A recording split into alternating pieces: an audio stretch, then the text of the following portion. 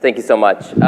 Good morning, everyone. My name is Azim. I'm the CEO of Volantio. Prior to Volantio, I served as the global head of strategy for Jetstar and as a project leader with the Boston Consulting Group. So today, I'd like to focus on two things. First, I'd like to tell you a little bit about what Volantio is doing today and talk about the future and how ATPCO, working together with us, can really unlock some exciting revenue generation possibilities. So we all know that suboptimal capacity utilization costs airlines billions of dollars annually. In some cases, flights depart with empty seats, leading to spoilage. In other cases, flights depart with excess demand, leading to spillage. And in some cases, the forecasted no-shows don't match the actual no-shows, leading to costly denied boarding situations. Volantio is solving these challenges. We help airlines increase unit revenues, decrease operational costs, and improve customer experience and NPS.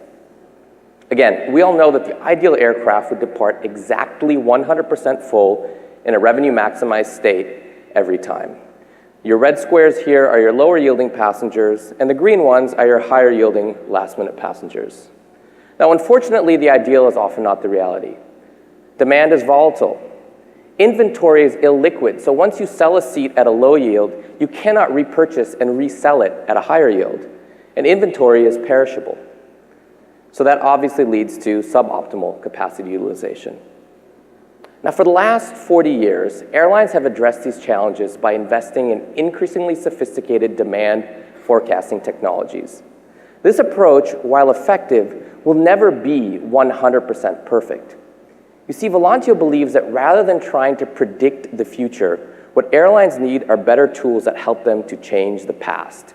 And that is exactly what our platform is letting airlines accomplish today. Let's see how it works with the example of spillage. Step one, the platform automatically identifies flights that are in danger of spillage, like the one on the right, and spoilage, like the one on the left.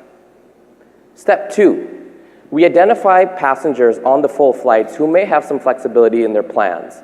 I've identified them here by the red and blue colored squares. Step three, we make automated offers guided by machine learning to those passengers on the full flights to move to flights that have space available. Step four, once those passengers accept, we automatically move them to the alternative flight, leaving both flights in a capacity maximized, profit optimized state. And today, with our live partners, we have 7 of them, we're seeing somewhere between 2x to 5x returns, which has been very exciting. Best of all for your passengers, this entire process can be executed days in advance of departure via mobile from the comfort of your own home. The platform is scalable to address multiple use cases, not just revenue optimization, but also denied boarding mitigation and operational challenges such as downgauge, schedule change, delays, and other IROPS. Volantio is the market leader. We've launched this platform with 7 partners over the last year. We've been backed by Qantas Ventures, IAG Ventures, and JetBlue Technology Ventures. And we've been featured in a number of media organizations, including being named one of Skift's top travel startups to watch in 2018. But what does the future hold? That's really the more exciting question. While our platform is driving very strong results, we recognize that airlines still bear the risk of resell. For example, if airlines reclaim 4 seats and only resell 3, like in the example up here, while they're going to make a profit, they're still leaving money on the table because obviously they didn't resell one of the seats that they reclaimed. So we asked ourselves the question, what if resale was guaranteed before a passenger was moved? What if it was possible to know exactly the number of seats to bring back before you actually did that? In that case, you could actually completely maximize your profit. Instead of generating 1,100 pounds of profit, you would actually generate the 1,350, which is the profit optimal state. But how would you do this? So we call this any seat, any flight. And it's actually going to require ATPCO, and it's going to require the industry to be able to make this happen. But let me explain how it works. I've got 2 travelers here. Meet Sophia. She's flying between Heathrow and New York on October 12th. She needs to arrive before 12 for a meeting. She prefers to fly British Airways, and her company authorizes her to fly up to premium economy, but not in business. Now, Hannah is on the first flight of the day on the 12th from JFK back to New York. She has a seat in premium economy, and she would prefer to sleep in a few extra hours if she had the opportunity to do that. When Sophia goes in to buy this flight, she notices that it's already sold out. And so in this case, she's likely to spill onto a competitor, because obviously she can't buy the business class fare. Any seat, any flight would allow the airline to open up additional virtual inventory with little risk, creating a fare class that would always be open and with a variable yield. So essentially, this would be a new fare class. The price could be set based on market conditions, and the fare class would never sell out. Now, how it would work essentially, and the airlines can determine the rules on this, is the passenger would buy the ticket subject to a confirmation window.